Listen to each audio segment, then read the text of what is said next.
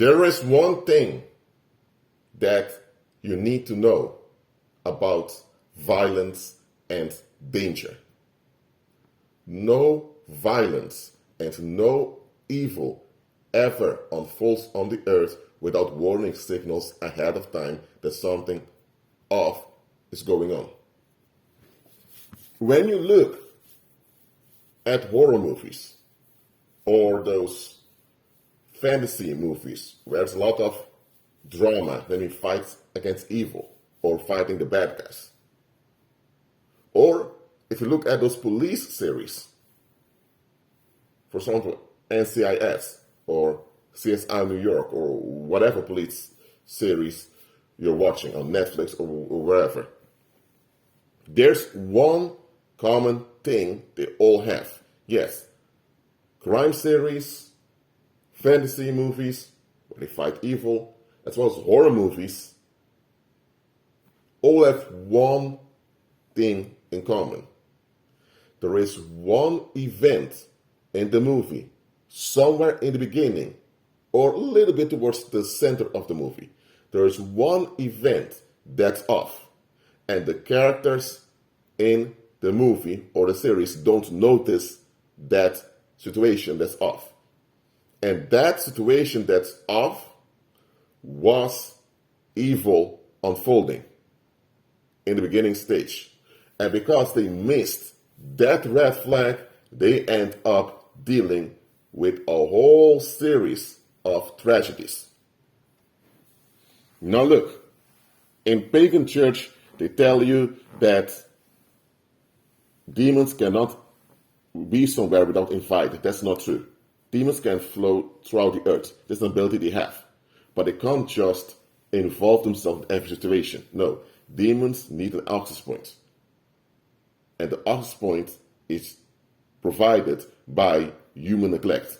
So let's say you lack understanding of how human sexuality works in a community because your parents never taught you that, or your parents didn't know any better and school didn't teach you it. That human neglect makes you, who's been neglected, an easy target for demons to use. Is that your fault? No. Is it fair? No. But it is a situation. That's why self-reflecting and acknowledging where you're lacking is important. So I'm just pointing that out. So it goes like this. There is some human neglect going on in the community. And demons now have an opportunity to act. So demons possess or take advantage of a vessel, a human being in the community.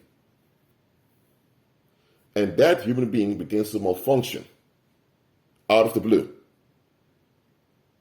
When this happens, the public must pay attention, thinking, what just happened here?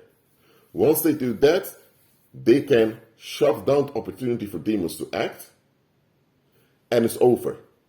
But way too often, when an occasion occurs that demons begin to introduce themselves to us in a situation, we don't pay attention to the anomaly. We just brush it off, or we make excuses for the situation. And from that point on, the neglect becomes worse, and the demons have free access to roam around and cause destruction. And demons cause destruction just to keep us traumatized so they can have a hold on us. That's what demons do. Now, demons do what they do because they are reactive parasites. They are to blame, but we don't even want to pay attention to them. They're not that relevant. What is relevant is our attitude as human beings in daily life. For example, let me give a short example. Let's say that you, a guy, you meet this lady and it clicks. You go out a few times, but during one of the dates, one of the times you went out together, she says something as, man, I can be quite bad when I don't have my way. And she laughed with it. And you thought, it just came from a movie. And it was an action movie, so maybe she would just make a joke in relation to the movie. That can be the case. But even when you look at the situation, it doesn't end up. Why would you say out of the blue that she can be quite bad when she doesn't have her way? Why would any human being say something like that? That was the anomaly. Because here's the thing, human beings are designed for intimacy. Intimacy means being vulnerable towards one another, being open towards one another. That's intimacy. Even evil people crave intimacy, but they can't have intimacy because they're inconsistent. So their substitute is misery. So bad people or evil people, they need misery because intimacy, their human needs can't be fulfilled. So that's why misery is a substitute. But because they are designed for intimacy, at some point they will tell on themselves. And that crush you were on a date with told on herself. She was acting quite nice and quite well towards you to love bomb you. But unbeknownst to herself, she ended up spilling the beans about who she really is. That she's a type of woman that if things don't go her way, she escalates. Now, she did not intend to do this. She just blurted out. She doesn't even realize she did it. And that was the anomaly for you to realize, okay, let me lower contact with you. Let me try to escape this relationship that's forming here. And look at this. You don't pay attention to this anomaly.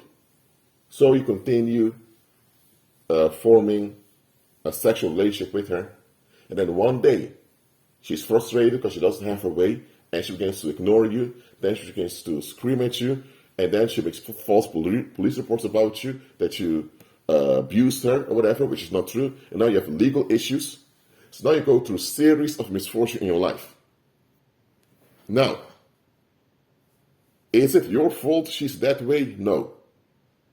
Does she have the right to be that way? No. She's wrong. You're the one victimized. So you don't blame yourself. But just realize that there was a warning signal somewhere that something was off. You just didn't catch it. And why didn't you catch it? Because you lacked understanding. Now, you lacking understanding because you were not raised the right way, or you weren't raised with proper knowledge, that's not on you. But as an adult, you have the responsibility to fill the gaps in your knowledge. Look, as a child, you can't help it.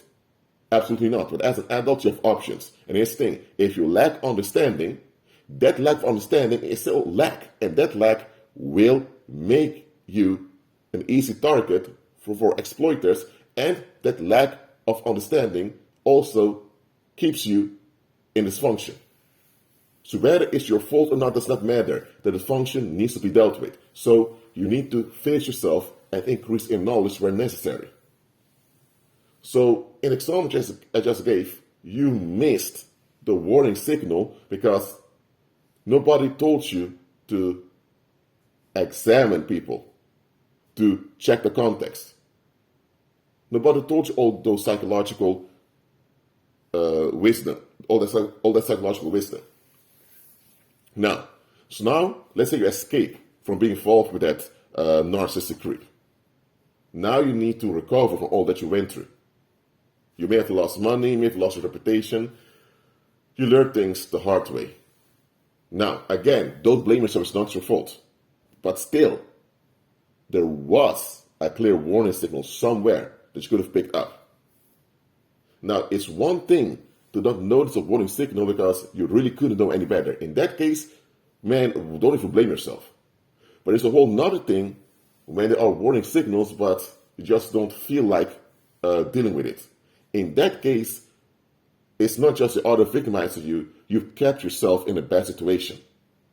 In that case, it's also partly on you. I'm not saying it's all your fault, because the other shouldn't do bad anyway, but you kept yourself in a bad situation. Look, human beings are designed for intimacy. Intimacy requires vulnerability. Now, vulnerability is something a lot of people have difficulty with. Common people out there eventually will admit their issues with being vulnerable, and they'll realize they need to deal with it. They'll go into therapy. Bad people and evil people, however, insist in being in control. So that's why they're dangerous. Now, bad people, you can still divert away from them easily. But evil people, once you're involved with them, you're guaranteed you will lose. Sometimes you'll even lose your life. Look, because human beings are designed for intimacy, even the worst human being will eventually reveal who they are, because they crave this openness. But they know full well if they're completely open about how they think and how they are, nobody wants to deal with it. Rightfully so. So they have to keep up this facade. And when they do slip up and the mask falls, they need to have an excuse for it. Bad and evil people are a curse because they can't be intimate. And this was causing all this anger and anxiety in them that they now dump on their victims. So it's just a common fact. All human beings will tell on themselves eventually. Just give a little bit of time. It can be a few days or 2 or 3 months. Eventually, they will tell on themselves. No human being can be a professional actor 24/7. They can't. So, if something is off with an individual, they will reveal it one way or the other. Or maybe one day you come at home from work and you're talking to your spouse and she rolls her eyes when you get to talk about your day. She only did it for a few seconds, but you captured this. But when she comes home and she talks about her drama, she expects you to listen completely to her, even when she talks for hours. Now, her rolling her eyes when you're talking, as if it's not interesting, but her expecting you to give unconditional attention to her, that's a red flag. Now, that rolling of the eyes only something happened for 2 or 3 seconds. It wasn't a confession. It wasn't an outburst of anger. But that is the body language that hinted that she doesn't consider you as valuable as you consider her. You pick up this, check all the other things you've missed, and get out. Look, it's not only about sexual relationships, it's about daily life in general. Maybe you're applying for a job, and you encounter this vacancy, and the vacancy is quite vague. The fact the vacancy is vague, that shows you that the company or the corporation that you apply for, they don't really know what they're looking for. If they don't know what they're looking for, what will happen when you get the job? When you get the job, they can easily fire you for not doing your work. But the thing is, it's not even clear what your work is. Some companies do this just to have a scapegoat to blame for what goes wrong. And some companies do this because they're involved in criminal activity and they want distraction go towards the employee that also do his or her work. So that, let's say a company is involved in money laundering or involved in child trafficking or whatever. And now they put out the things that's a bit vague. Vague means they use those container words that can mean almost anything. Then someone gets a job. If they need a fall guy that will be blamed or will go down for their criminal activity, then put on you. So let's say you apply to be a manager at a supermarket, but that supermarket is involved in child trafficking. Now, there's a lot wrong with the financial administration, with accounting of the supermarket. You become a manager. While you're a manager, they launder money. When police comes to investigate, you're the manager. And as the manager, on paper, you are responsible. So, you'll be the suspect. Even if you're not charged nor convicted, your reputation is ruined. And the rest of the people who were involved managed to escape. So, job vacancies are vague, watch out with them. It can also be that you apply for a job and they have high demands. Why do they have such high demands? Okay, but if they have high demands, what can they offer you? If a job has high demands, it also should offer good quality to you. Oh, what I'm just saying is that also when it applies to things like getting a job or working somewhere, pay attention to the anomalies. The moment you notice one anomaly, don't become paranoid, don't freak out, don't explode. No, don't do any of that. Just register the anomaly and look into it. Don't just let it pass. The moment you give a pass to an anomaly, you are neglecting your own your responsibility towards yourself and other people. Because that anomaly was a warning signal that something is off. Look, let's say you're at at the party, okay? And in the building you smell smoke. If you smell smoke and there's no cooking going on, because if you're at the party and people are cooking or there's a barbecue going on, you can say, oh, it's because of the barbecue there's smoke. But if there's no cooking going on at all, and there's no smoking at the party, so people are not allowed to smoke at the party, and you still feel smoke, either someone is breaking the rules by smoking, if that may be the case, or if the smoke is intense, you know, okay, something's burning. So if you notice the smoke's intense, you should warn other people saying, guys, don't you think it smells odd around here? Warn other people. Let's say you're at the party and you just want to dance on the beat and you don't want to pay attention to the smoke you sense. Before you know it, once the roof comes down and there's fire everywhere and people die. Now the other people around also need to pay attention to their senses. But the moment you sense something's off, you should hint to other people something's off over here. If you don't, you keep both yourself and others in danger. And unfortunately, that happens a lot in the world. People don't pay attention to the anomalies. An anomaly is something that shouldn't be there. An anomaly is something that doesn't match the context. Look, if you would go to a Chinese restaurant and you would see French dishes on the menu, you would think, huh? I thought it's a Chinese restaurant. If there's a Chinese restaurant, why do they have French main dishes and French meals on the menu? Now, if there's a dessert that's French, okay, desserts are something different, but the main meals that are offered should be Chinese. Or if you go to an Italian restaurant and one of the main dishes is sushi, you would think, well, this is an anomaly.